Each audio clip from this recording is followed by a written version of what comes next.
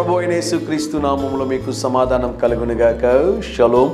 ఈ ఉదయకాల సమయం కొరకు కీర్తనలు 56వ అధ్యాయము 9వ వచనము. దేవుడు నా పక్షమున ఉన్నాడని నాకు తెలియను. దేవుని నామానికి స్తోత్రం కలుగునుగాక. దేవుని బిడ్డల చుట్టూ నిత్యము దేవుని యొక్క సన్నిధి, దేవుని యొక్క దూతలు కాపుదలగా ఉంటారని మనము నిత్యము గమనించాలి.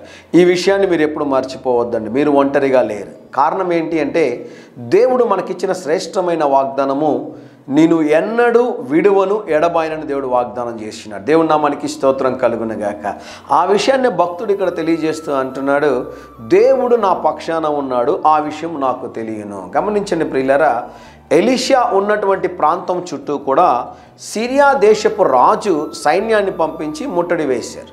ఉదయకాల సమయంలో నిద్ర లేచిన వెంటనే ఎలీషా యొక్క శిష్యుడు చూచి, అయ్యో మనం ఏం చేయాలి ఈ సందర్భంలో, శత్రువులు మనల్ని చుట్టుముట్టి ఉన్నారు, శత్రువు రథాలు మన చుట్టూ ఉన్నాయి అని దైవజనుని దగ్గరికి వెళ్ళి, దైవజనుడా మన చుట్టూ శత్రువులు చుట్టుముట్టి ఉన్నారు, ఇక మరణమే మనకి శరణము అని చెప్పినప్పుడు భక్తుడు ఒక అద్భుతమైన మాట అంటాడు. ప్రవక్త ఎలీషా చెప్పిన మాట ఏంటి అంటే, నీ ఆత్మీయ నేత్రములు తెరిచినట్లుగా నేను ప్రార్థన చేస్తాను. కారణం ఏంటి అంటే, దేవుడు తోడు లేడని ఎలీషా యొక్క శిష్యుడు అనుకుంటా ఉన్నాడు.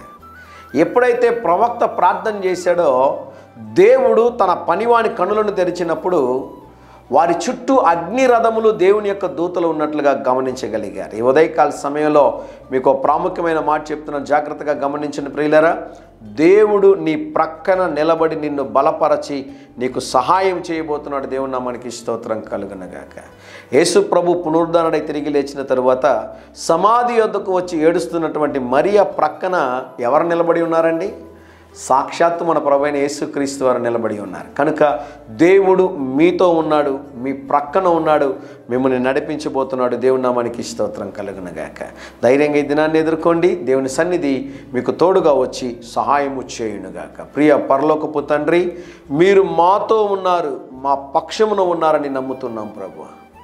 మేము తలపెట్టు కార్యములన్నింటిలో ఈ దినం మాకు జయమును అనుగ్రహించమని, మీ సన్నిధిని మాకు తోడుగా ఉంచమని, మీ కరము మాయన మాకు సహాయము చేయనట్లుగా కృపదాయి చేయమని యేసు నామములో ప్రార్థిస్తున్నాము తండ్రి. Amen, amen.